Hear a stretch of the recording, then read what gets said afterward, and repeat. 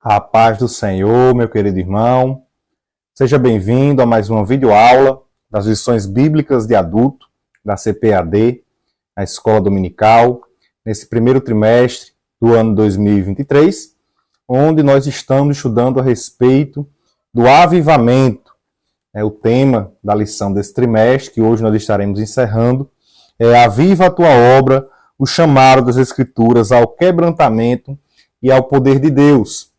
Hoje estaremos estudando a última lição, a lição 13, que será estudada presencialmente no dia 26 de março de 2023, e tem o título Aviva, ó Senhor, a tua obra. O texto áureo, que se encontra em Abacuque, no capítulo 3, versículo 2, hoje a gente vai estar estudando esse livro, o livro de Abacuque, vamos estar tentando aqui entender, todo o livro de Abacuque, como é que se dá o desenrolar ali do avivamento pedido por Abacuque a Deus. E ele diz o seguinte, Abacuque capítulo 3, versículo 2, que é o versículo-chave do livro de Abacuque, onde ele diz: Ouvi, Senhor, a tua palavra e temi. Aviva, ó Senhor, a tua obra no meio dos anos. No meio dos anos, a notifica. Na ira, lembra-te da misericórdia. A gente vai estar analisando bem aqui esse versículo durante a aula de hoje. E a verdade prática diz o seguinte: é vontade de Deus avivar a sua obra nesses últimos dias, até que o Senhor Jesus volte, até a volta do Senhor Jesus. Estaremos falando também a respeito da segunda vinda do Senhor Jesus aqui na aula de hoje, trazendo a aplicação. A leitura bíblica em classe, ela se encontra em Abacuque no capítulo 3, os versículos 1 e 2, e o 16 ao 19. Então a gente vai estar, no decorrer da aula, lendo, os irmãos fazem a leitura, quem puder, ler aí todo o livro de Abacuque também. É rapidinho, são 3 capítulos, dá para fazer essa leitura e ter uma melhor compreensão. Então, hoje é a última lição. Nós estaremos, no próximo trimestre, estudando uma lição a respeito da família. Já estou com a minha revista aqui. Relacionamentos em família. Superando desafios e problemas com exemplos da palavra de Deus. Então, a gente vai estar estudando a respeito da família. São alguns exemplos trazidos dentro da palavra de Deus. Quando a família age por conta própria, então aqui vai tratar a respeito de Abraão, Sara e Agar, na primeira lição, que já é a próxima lição que nós estaremos estudando. Vai tratar aqui a respeito da predileção dos pais por um dos filhos e os problemas que tudo isso vai acarretando, e como é que nós devemos agir da forma correta. Isso daqui é muito importante, meus irmãos, porque a família, ela é o cerne da sociedade e também da igreja. Quando uma família ela se desestrutura, a igreja ela sente isso daí. E o inimigo ele tem investido pesado nas famílias, tentando destruí-las, e nós devemos fortalecer as nossas famílias para que ele não consiga, para que ele não seja efetivo em suas ações. Então essa lição ela vai ser muito importante, a lição do segundo trimestre desse ano 2023. Então, nesse primeiro trimestre, nós estudamos já 12 lições, hoje estamos encerrando.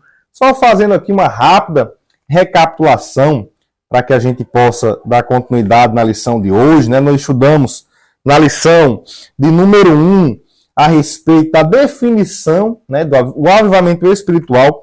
Ali a gente definiu o que é avivamento, o que é avivamento espiritual, que é através do Espírito Santo de Deus. E estudamos ali o versículo do segundo livro de Crônicas, capítulo 7, versículo 14. A gente destrinchou todo aquele versículo mostrando que uma pré-condição, a partir de uma pré-condição para o avivamento, se o povo de Deus buscar a Ele da forma como Ele quer, Ele manda o avivamento sobre o seu povo.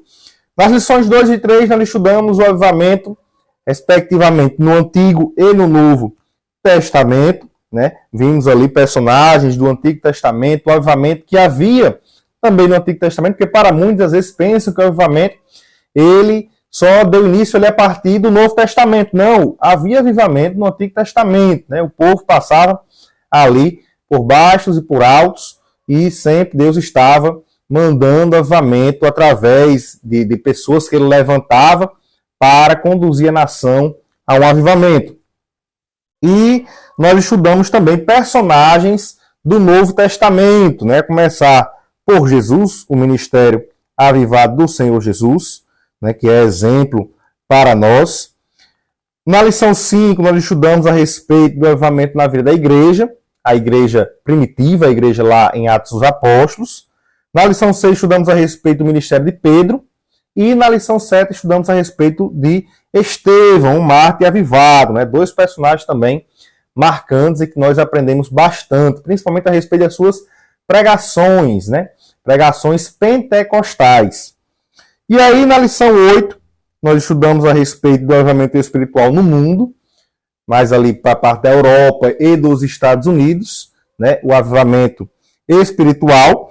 E na lição 9, nós estudamos o avivamento pentecostal, né, que é o avivamento relacionado aí ao movimento pentecostal, né, ao Pentecostes, ao batismo no Espírito Santo.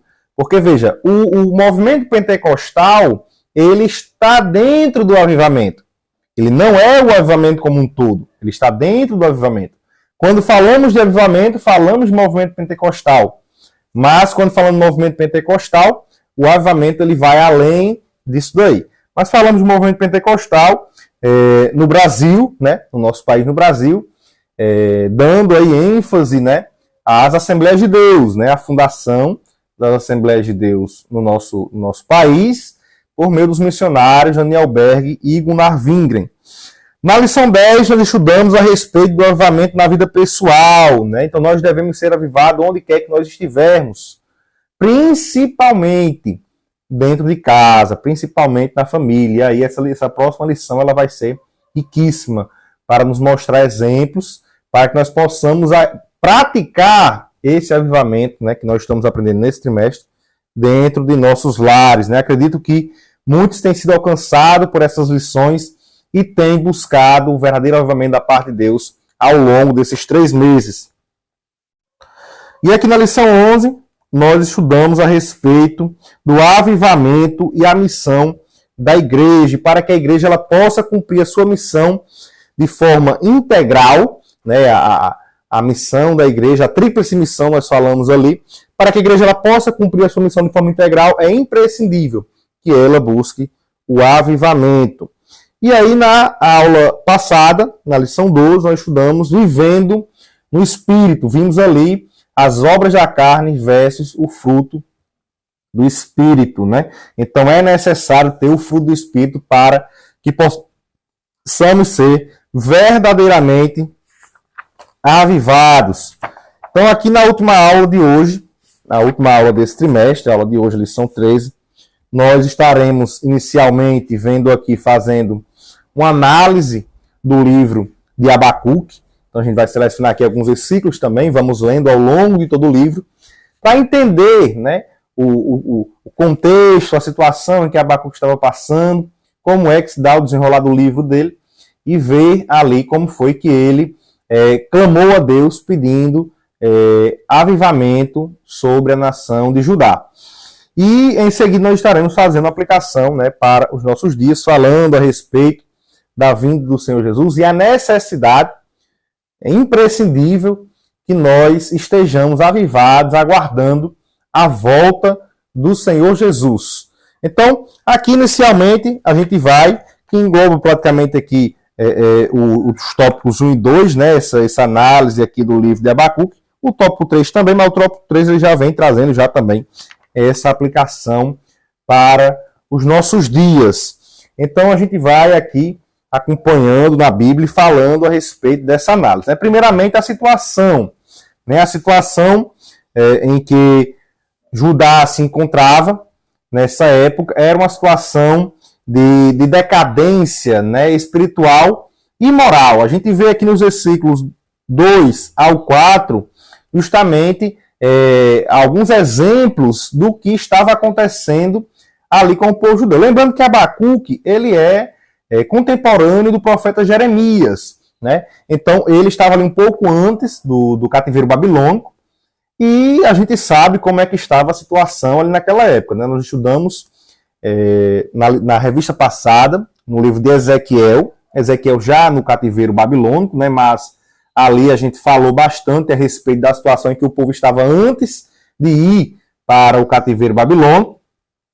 E aqui a gente vê algumas coisas que aconteciam lá, né? Aqui ele fala da violência, ele fala da iniquidade, ele fala da destruição, ele fala de contenda, de litígio, fala de um juízo pervertido, né? As pessoas não estavam julgando da forma correta as causas. Essas eram algumas, né, das coisas que acontecia ali no meio da nação de Israel. Isso entre o versículo 4 e o versículo 5. Além, né, da idolatria que havia ali, né, pesada dentro de Israel. Como a gente viu no trimestre passado, até no templo, né? Até no templo havia idolatria, e isso era algo abominável diante de Deus. E aí, diante dessa situação, Abacuque ele toma uma ação, né? Ele resolve agir. E ele clama ali a Deus por uma intervenção divina. Isso a gente vê no versículo 2, quando diz: até quando, Senhor, clamarei eu, e tu não me escutarás? Gritarei violência, e não salvarás? Então aqui a gente vê que Abacuque parecia que ele estava ali achando que Deus não estava escutando, né? O que estava demorando para responder. Vemos aqui que, na verdade, é como se Abacuque ele já viesse orando há muito tempo, clamando a Deus para que ele pudesse intervir ali, para que ele chegasse com salvação, para que ele chegasse com um avivamento para o povo de Judá, né? Resolvendo ali aquela situação. Ele não queria ali saber inicialmente a maneira como Deus queria resolver, ele queria que Deus resolvesse. E aí a gente vê, na verdade, que muitas das vezes Deus ele fala, ou melhor, a gente fala com Deus, né, através da oração, e espera que Deus responda logo. E quando a resposta de Deus aos nossos olhos ela demora, a gente acha que Deus não está nos escutando. A gente acha que Deus ele não vai nos responder. Sendo que, na verdade, aqui nessa situação com Abacuque, o povo de Israel em pecado, ali nada mais era do que a longanimidade de Deus para com aquele povo. Deus, a longanimidade no caso, a paciência de Deus em relação aos pecados que eram cometidos por aquelas pessoas. Então aqui a gente vê que Deus ele queria que aquelas pessoas se arrependessem, mas infelizmente não foi isso que aconteceu, e eles acabaram ali indo realmente para o cativeiro babilônico. E aqui a gente vê, por exemplo, no versículo lá de 2 Pedro, né, falando a respeito dessa longanimidade de Deus, Pedro ele fala na sua segunda epístola, no capítulo 3, no versículo 9, ele diz o seguinte: o Senhor não retarda a sua promessa, ainda que alguns a tenham por tardia, mas é longânimo para convosco, não querendo que alguns se percam, mas que todos venham a arrepender-se. Então a gente vê aqui que a vontade de Deus é que as pessoas elas se arrependam, é que as pessoas se reaproximem dele. Essa é a vontade de Deus, essa era a vontade de Deus para com o povo de Judá. Mas infelizmente aquelas pessoas eles preferiram continuar em seus pecados, né? Então ali o profeta Abacuque ele estava nessa situação desesperadora. Deus não falava com ele, ele estava já desesperado, esperando, aguardando uma resposta da parte de Deus. E essa resposta veio. A partir do versículo 5 até o versículo 11, Deus responde o profeta, né, responde o clamor do profeta por salvação. E aqui a gente vê no versículo 5, onde ele diz o seguinte: vede entre as nações, e olhai, e maravilhai-vos, e admirai-vos, porque realizo em vossos dias uma obra que vós não crereis quando vos for contada.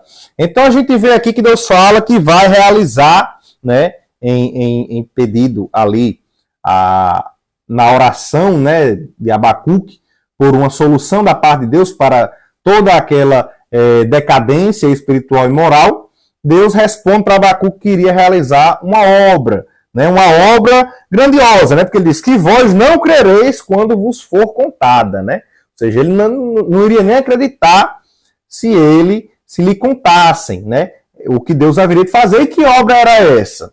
Que obra era essa que Deus iria realizar em resposta ao que o profeta estava falando? E aqui a gente vê que essa obra, na verdade, era a execução do juízo divino contra a desobediência de Judá. E para executar essa obra, Deus iria usar a Babilônia. A gente vê aqui dos versículos 6 ao 8, ele diz: porque eis que suscita os caldeus, que são, no caso, o povo da Babilônia. Nação amarga e apressada, que marcha sobre a largura da terra para possuir moradas não suas, né? Ou seja, dominando outros povos. E eram esses povos aqui que Deus iria levantar para executar o juízo divino contra a desobediência do povo de Judá. E aí Deus fala, e aí vem falando aqui a respeito, né, desses povos, até o versículo 8. E aí, diante da resposta de Deus, a partir do versículo 12 até o versículo 17, a gente vê a reação do profeta Abacuque a essa resposta de Deus. Veja, Abacuque estava clamando a Deus para que Deus resolvesse essa situação em meio à nação de Judá. O povo estava na decadência espiritual e moral, estavam cometendo pecados contra Deus e também injustiça social. E aqui a gente vê que a resposta de Deus, ela não agradou muito ali a Abacuque.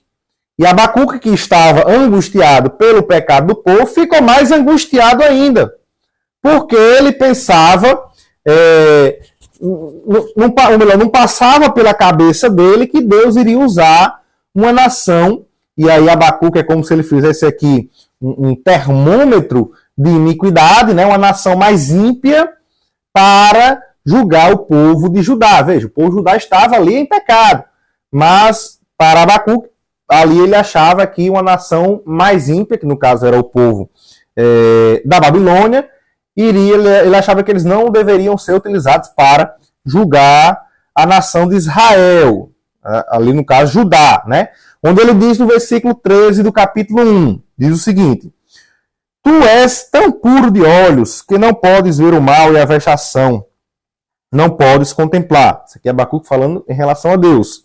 Por que, pois, olhas para os que procedem aleivosamente e te calas quando o ímpio devora aquele que é mais justo do que ele? Ou seja, aqui ele estava querendo dizer que mesmo a nação de Judá estando ali pecando contra Deus, eles eram mais justos do que a nação da Babilônia, né? Então aqui ele questiona a Deus, faz esse questionamento até o versículo 17, e no versículo 1 do capítulo 2, ele diz que iria ficar ali de vigia, aguardando a resposta da parte de Deus. Porque veja, ele estava clamando a Deus, orando, Deus respondeu ao clamor dele, dizendo como é que ele iria fazer, que ele iria fazer uma grande obra, né?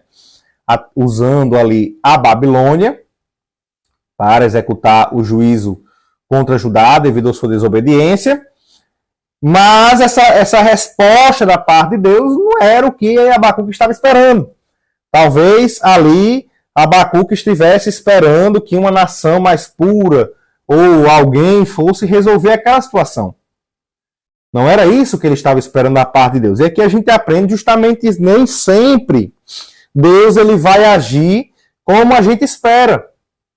Nem sempre Deus vai fazer aquilo que a gente quer. Às vezes a gente ora e muitas vezes pensamos que Deus vai responder de uma forma e Deus responde de outra. Isso porque Deus é soberano. Ele tem o controle da história. Não somos nós. Nós devemos entender isso. E outro ponto aqui, nós vemos, é que Abacuque, ele tenta entender a justiça de Deus com a mentalidade humana. Veja, se alguém prejudica outra pessoa, aquela pessoa que foi prejudicada, ele vai querer retribuir aquele que o prejudicou na mesma intensidade, e isso daí de forma errada, muitas vezes até pior, né? Que é retribuir até de forma pior. E o que acontece, né? Que é o olho por olho, né? E o que acontece? A gente vê que a justiça divina, ela não funciona dessa forma. Aqui, Abacuque estava pensando, não, eles cometeram muito mais pecados do que a gente. Eles fizeram muito mais coisa errada. Por que que o Senhor vai usar essa nação muito mais ímpia, como eu disse, como se tivesse um termômetro ali de iniquidade, muito mais ímpia, para poder julgar a nação de Judá? Veja, ele estava falando de pecados que o povo de Judá vinha cometendo, mas aqui ele ainda fala, no versículo 13, né, mais justo do que ele, né, como se fosse realmente ali um termômetro, né, eles fossem menos pecadores do que a Babilônia. E aqui a gente vê que ele tenta entender a justiça de Deus com a mente humana. E na verdade, como Isaías fala, né, Isaías no capítulo 55 e nos versículos 8 e 9, ele diz, ou melhor, Deus diz, porque os meus pensamentos não são os vossos pensamentos, nem os vossos caminhos os meus caminhos, diz o Senhor. Porque assim como os céus são mais altos do que a terra, assim são os meus caminhos mais altos que os vossos caminhos, e os meus pensamentos mais altos do que os vossos pensamentos. Então Deus, a justiça de Deus, ela é diferente da justiça humana, né? A gente tem que compreender isso daí. No Novo Testamento, Paulo, ele mostra justamente isso daí aos romanos, né? Mostrando ali que a justiça da parte de Deus, compreendida através do Evangelho do Senhor Jesus, ela é para os outros como se fosse uma loucura, né? Porque ela não é Deus, ele não mede como o homem mede, né? A justiça de Deus, ela é diferente da justiça humana.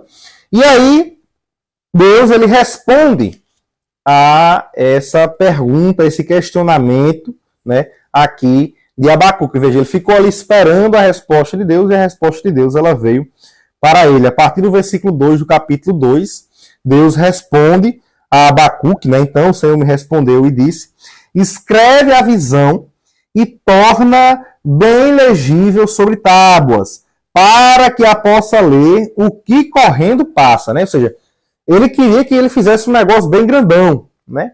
Queria que ele fizesse um negócio realmente para quem viesse correndo, olhasse, conseguisse ler. Ou seja, tinha que ser algo realmente muito grande, né? E era o que Deus queria passar, essa mensagem. Porque se fosse algo pequeno, era como se as pessoas não fossem enxergar aquilo, como se as pessoas não fossem olhar para aquilo ali. E ali, Deus mostra que ele quer falar isso para as pessoas. E aí ele fala no versículo 3, ele diz, porque a visão é ainda para o tempo determinado, e até ao fim falará, e não mentirá. Se tardar, espera-o, porque certamente virá, não tardará. O quê? De que Deus está falando aqui? O que é que vai vir? O que é que tem um tempo determinado? Aqui, Deus, ele mostra, fala para Abacuque, que Abacuque estava preocupado porque a nação da Babilônia iria julgar a nação, iria ser usada para julgar a nação de Judá. E aqui Deus, ele mostra que a nação da Babilônia, ela também seria julgada, só que a seu tempo determinado. E aí Deus diz, porque a visão é ainda para o tempo determinado, mas certamente virá, não tardará. E foi realmente o que aconteceu, né? Deus também fala para Jeremias a respeito dessa situação. Isso porque a Babilônia, muitas vezes, ela ia dominar ali no local, como outras nações também faziam, eles acabavam exagerando, passando do ponto, né? Com tortura, com muita violência. E isso daí era observado também pelo Senhor, e ele tinha já o seu tempo determinado para poder se vingar ali da Babilônia. E aqui a gente vê, justamente nos versículos 4 e 5, o que deveria ser escrito, né? Muito grande.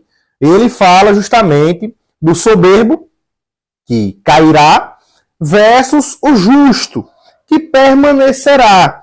Onde ele diz no versículo 4, eis que a sua alma se incha, não é reta nele, não é correta nele. Né? Ou seja, aqui ele está falando de alguém orgulhoso, de alguém que tem muita soberba e que anda de forma errada. Aqui Deus está falando justamente da Babilônia. E em contrapartida ele diz, mas o justo, veja, diferente, adverso a isso daí. O justo viverá pela sua fé. Então, essa fé aqui é a fidelidade a Deus. Ou seja, mesmo no julgamento ali que haveria de vir da parte de Deus, aquele que se mantivesse fiel a Deus, pela sua fidelidade, pela sua fé, ele viveria. É isso que Deus diz aqui para Abacuque. A gente vê mais à frente Paulo trazendo esse versículo à tona novamente, falando para a igreja ali em Roma. E aqui a gente vê, nos versículos 6 e 8, ele falando justamente, né, o que deveria acontecer com a Babilônia, né, no seu castigo que estava já com um tempo determinado. Os irmãos depois fazem aí a leitura, né, dos versículos, porque não dá tempo da gente ler tudo e explicando. E aqui dos versículos 9 até o 19, a gente vê uma sequência de ais. São 4 ais que a gente identifica aqui no versículo 9, no versículo 12, no 15 e no versículo 19. São 4 ais contra os injustos, contra aquelas pessoas que agiam de forma injusta. E todos eles iriam receber a retribuição devida no tempo determinado por Deus. E no versículo 20, Deus fecha justamente essa palavra que ele trouxe a Abacuque. Porque, veja, Abacuque estava indignado porque ele achava que a nação ímpia não poderia ser usada por Deus para julgar o povo de Israel. Que eles é quem deveriam ser julgados, na verdade. Mas Deus mostra que ele iria utilizar aquela nação, porque ele está no controle de tudo, mas que eles, por terem pecado, também teriam a consequência dos seus pecados.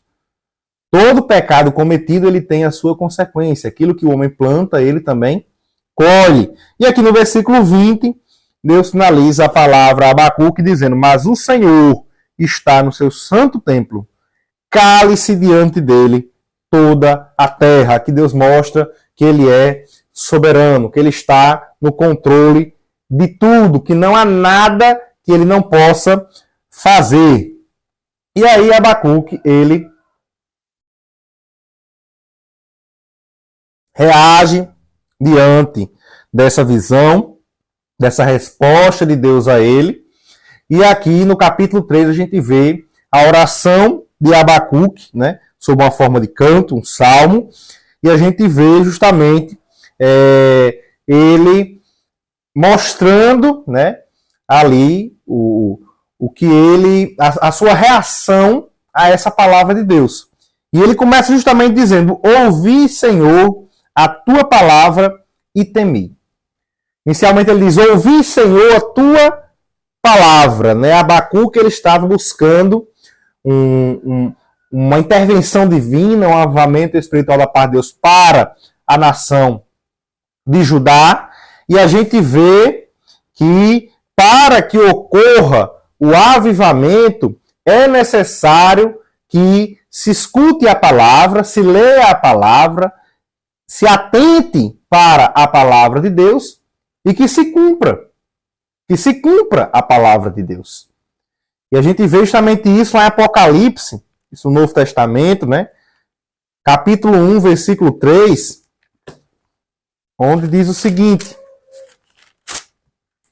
Apocalipse capítulo 1, versículo 3 diz, bem-aventurado aquele que lê e os que ouvem as palavras desta profecia e guardam as coisas que nela estão escritas, porque o tempo está próximo. Veja, não é somente ouvir a palavra de Deus, é guardar a palavra de Deus. Guardar a palavra é cumpri-la, é atentar para ela. É como o salmista diz no Salmo 119, versículo 11: escondi a tua palavra no meu coração, para não pecar contra ti. Tiago também fala a respeito da importância de não somente ouvir, mas também cumprir a palavra. Tiago capítulo 1, versículo 22, ele diz: e sedes cumpridores da palavra, e não somente ouvintes, enganando-vos com falsos discursos. Veja que Abacuque aqui, ele ouve a palavra da parte de Deus, a resposta que Deus dá a ele, e ele poderia ali ter rejeitado. Ele, não concordo, não quero saber não, mas não. A reação dele ao ouvir a palavra é de temor, é temer a Deus. E aqui a gente vê, temor, é bom deixar claro, não é ter medo. Não é que Abacuque ele tinha medo de Deus, Deus estava amedrontando Abacuque. Não, de forma alguma. Muito pelo contrário. Veja que Deus ele responde às orações de Abacuque.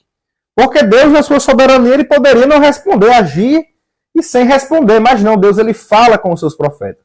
E aqui ele fala com Abacuque e mostra a Abacuque o que haveria de acontecer. Porque Abacuque estava angustiado. Abacuque estava ali sem entender como é que Deus iria usar a Babilônia para poder julgar o povo de Judá. E eles, os babilônicos, não seriam julgados. Isso era o que Abacuque pensava. E Deus vai e mostra que para tudo tem um tempo determinado. E além disso, que o justo, aquele que é fiel a Deus, pela sua fé, pela sua fidelidade, este viverá. E isso, claro, tem até um aspecto soteriológico por trás disso daí, né? Porque quando houve ali a invasão da Babilônia, né, muitos que eram justos, fiéis, foram mortos.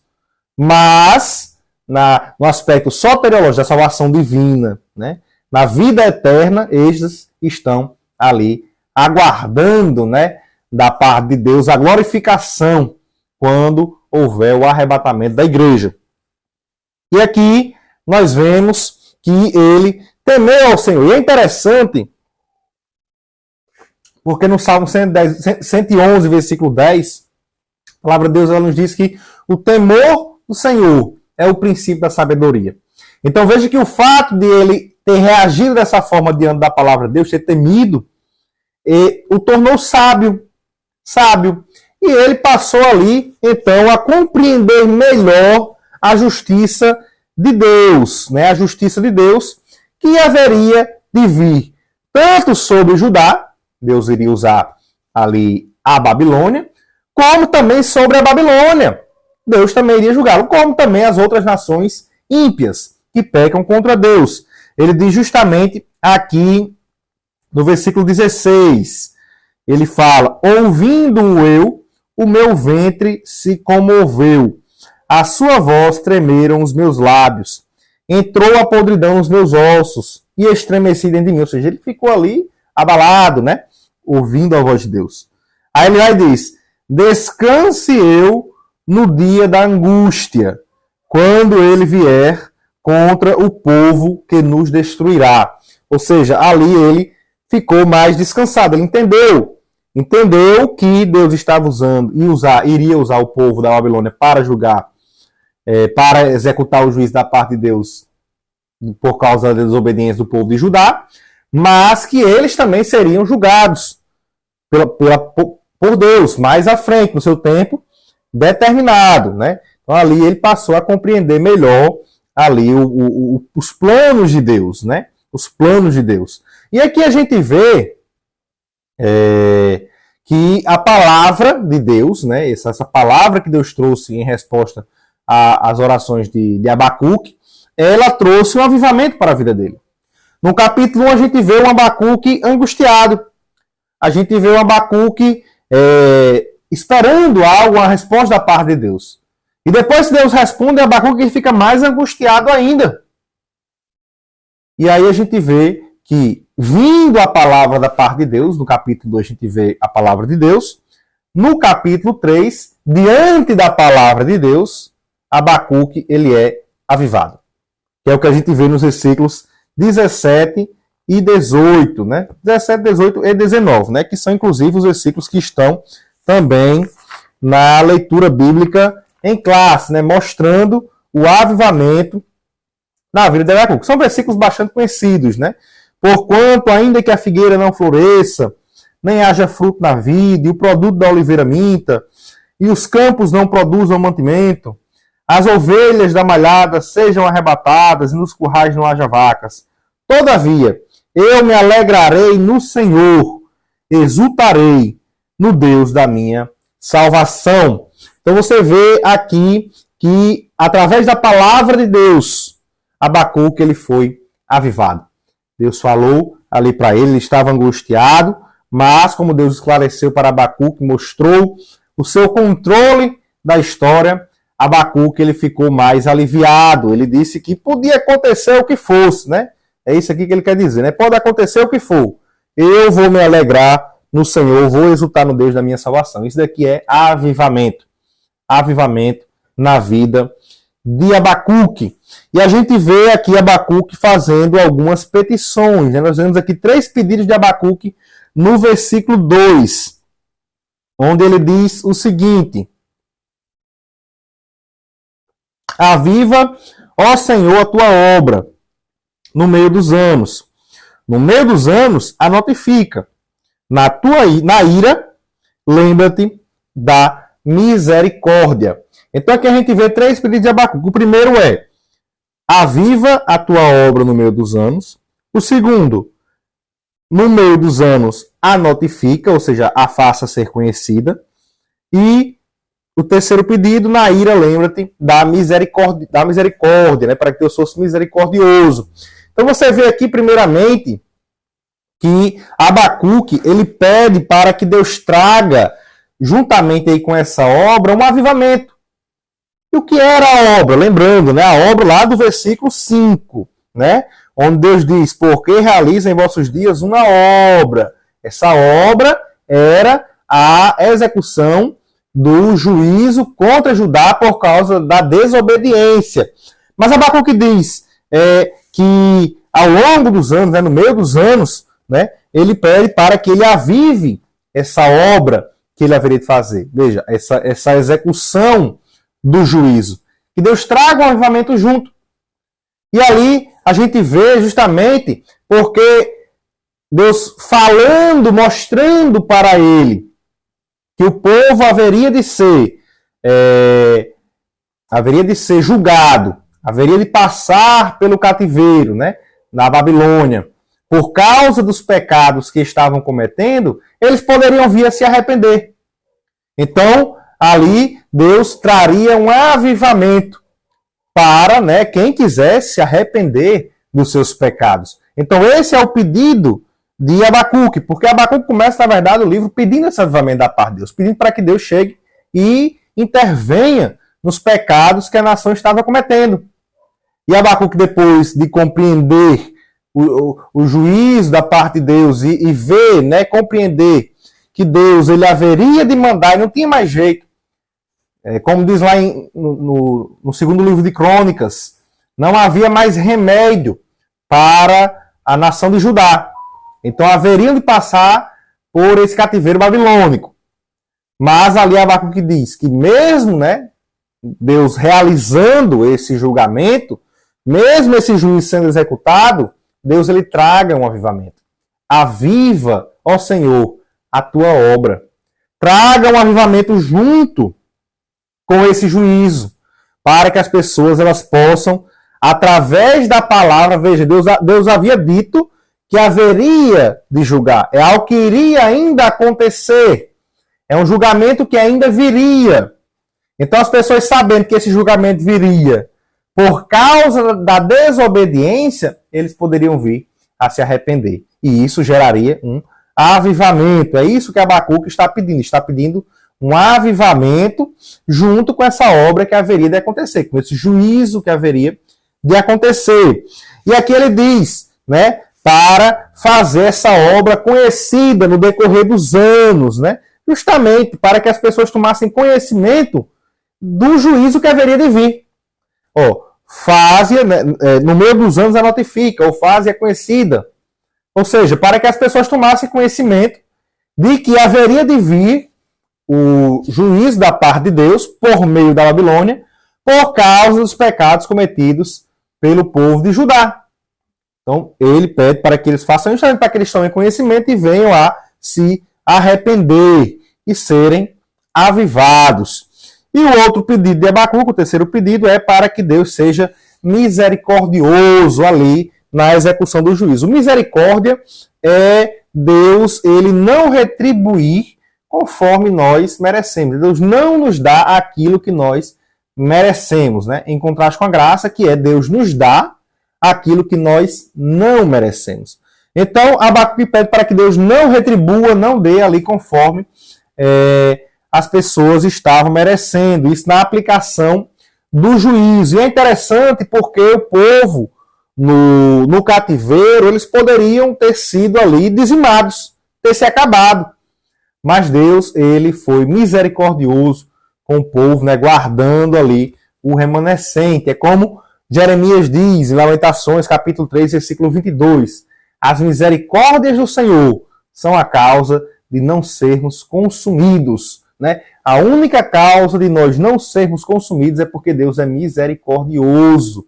Ele não nos retribui conforme nós merecemos, né? Então, aqui é justamente esses três pedidos de Abacuque. Então, a gente tem que fazer aqui uma aplicação para a igreja de hoje, e a gente vê que a situação que a gente está no mundo hoje em dia é bem parecida com a situação que Abacuque estava ali no meio do povo de Judá.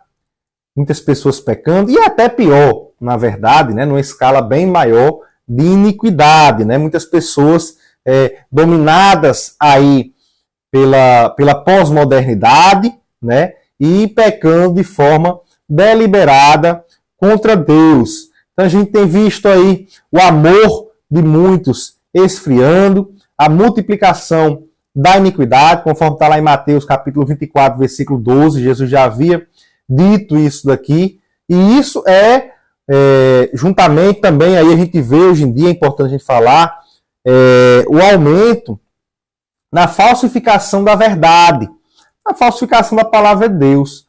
Alguns até tentam modificar a palavra de Deus, dizendo que ela está ultrapassada.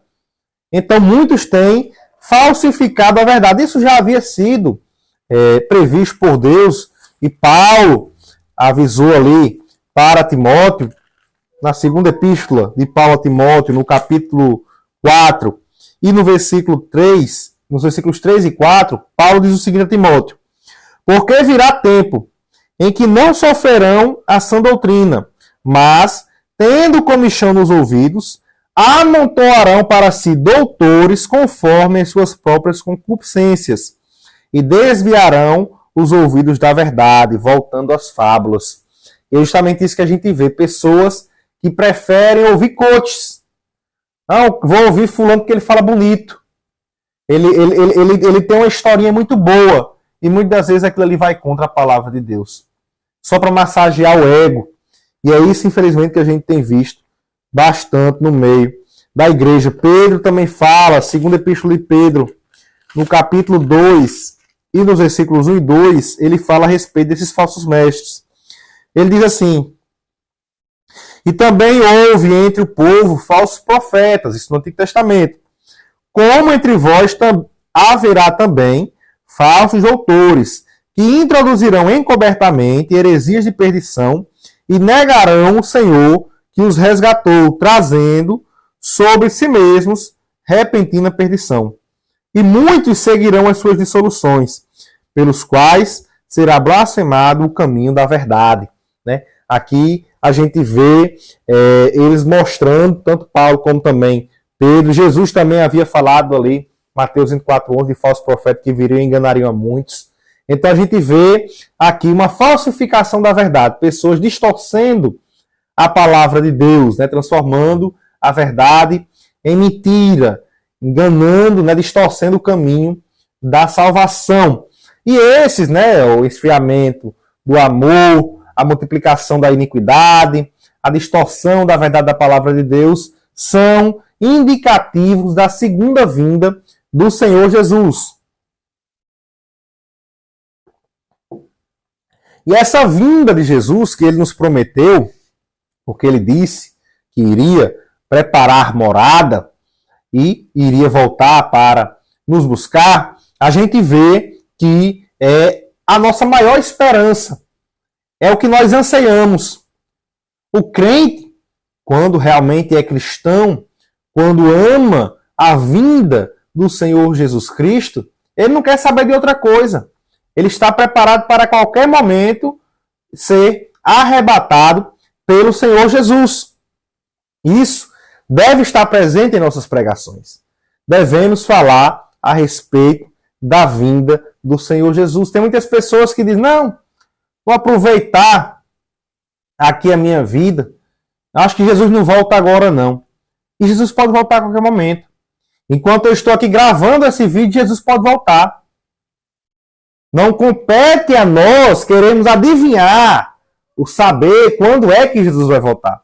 Como eu falei, são indicativos da vinda de Cristo, justamente para mostrar que não resta nada a acontecer.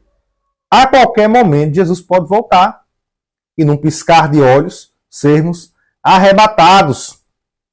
E aqui a gente vê que a segunda vinda de Cristo, ela se dará, né, em duas fases. E entre essas duas fases, o que separa essas duas fases, para nós pré-tribulacionistas, é a grande tribulação.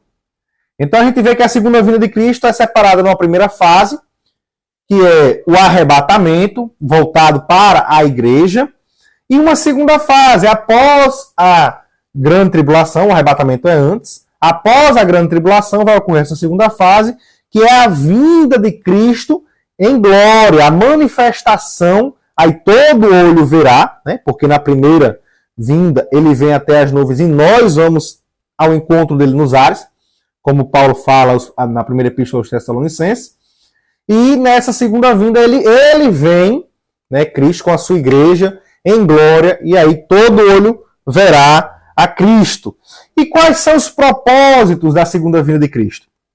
O propósito da primeira fase, a segunda vinda, é o de levar a igreja para perto dele, para o céu, e livrar a igreja da grande tribulação, juízo, né, que haveria ali de vir.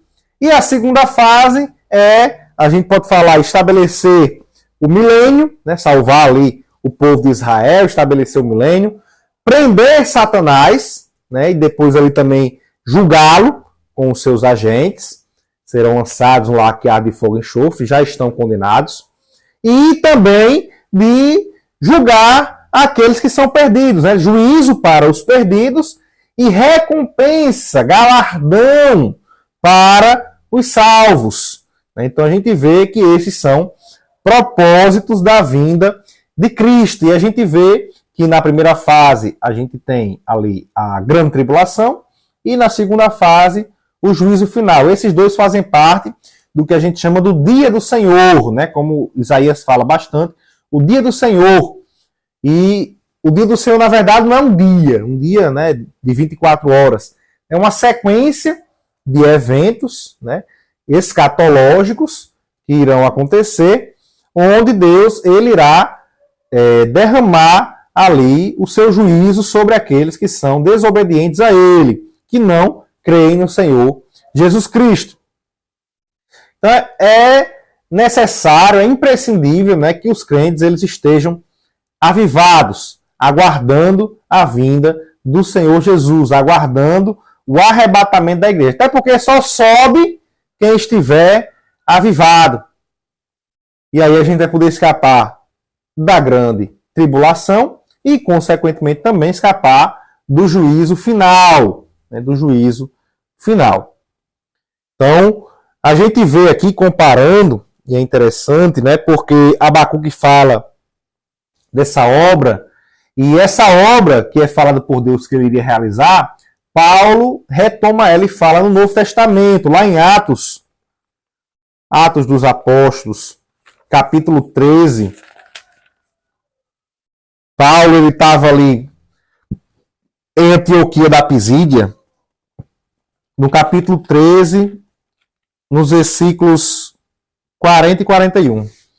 Paulo estava ali em Antioquia da Pisídia, e na sinagoga, né, e ali ele teve a oportunidade de falar a respeito de Jesus, e ele começa a fala a respeito de corrupção, né, do pecado, mostra que Jesus ele não tinha corrupção, não tinha pecado, e por isso, em Cristo, e somente em Cristo, eles poderiam ser justificados, como ele diz aqui no versículo 38, né, seja-vos, pois, notório, varões e irmãos, que por este se vos anuncia a remissão dos pecados, e de tudo que, pela lei de Moisés, não pudeste ser justificados, por ele é justificado todo aquele que crê. Né? Aqui, ele mostrando a graça e a lei, né? O Evangelho, Jesus Cristo e a lei, mostrando que a lei ela não podia justificar, mas Cristo, ele podia justificar, podia tornar justo, né? Retirar a corrupção, o pecado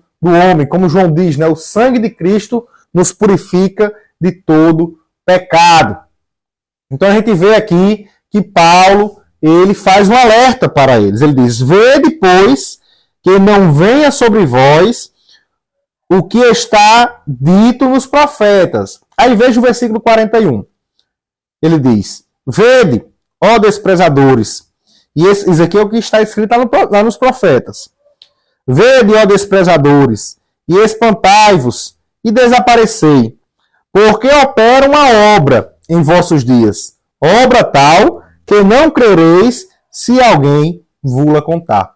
Abacuque, capítulo 1, versículo 5, é onde está esse texto aqui, que Paulo está se referindo.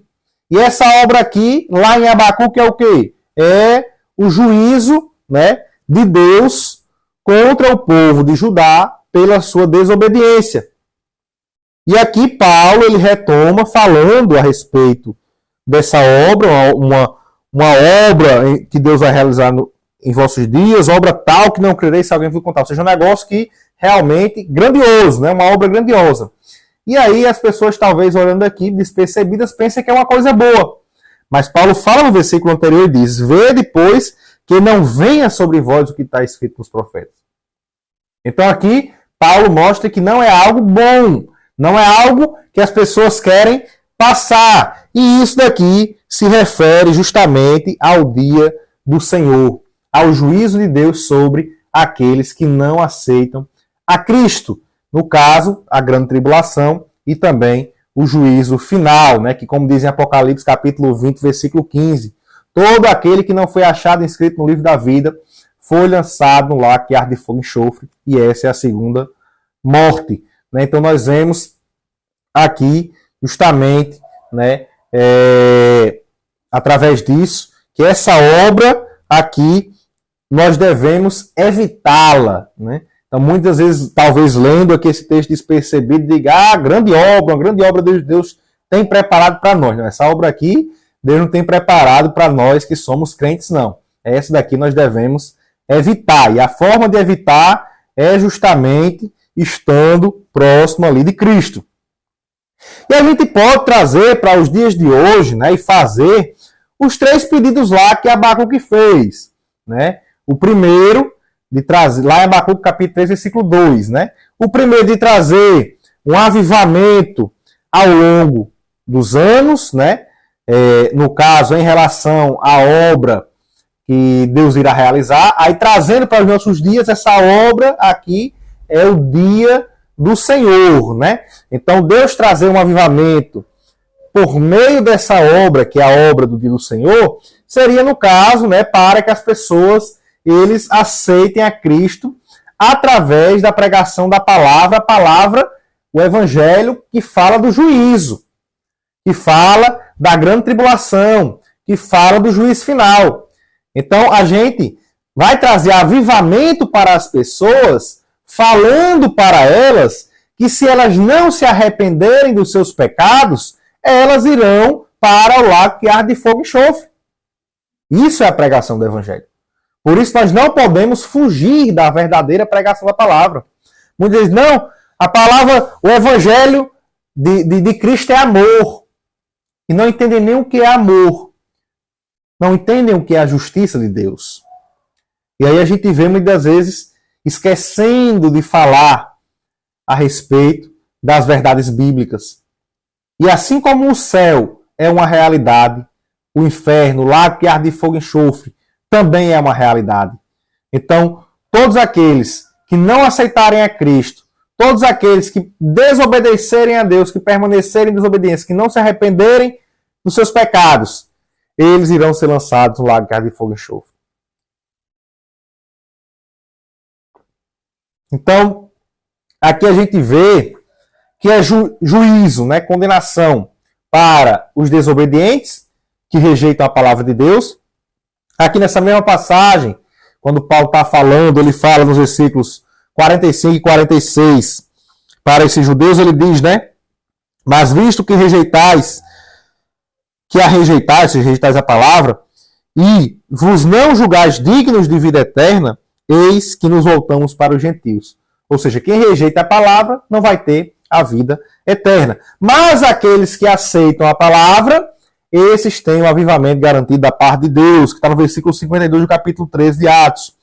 E os discípulos estavam cheios de alegria e do Espírito Santo. Aqui, o verdadeiro avivamento para aqueles que recebem a palavra de Deus. É como em Marcos diz, quem crê e for batizado será salvo, quem não crê será condenado.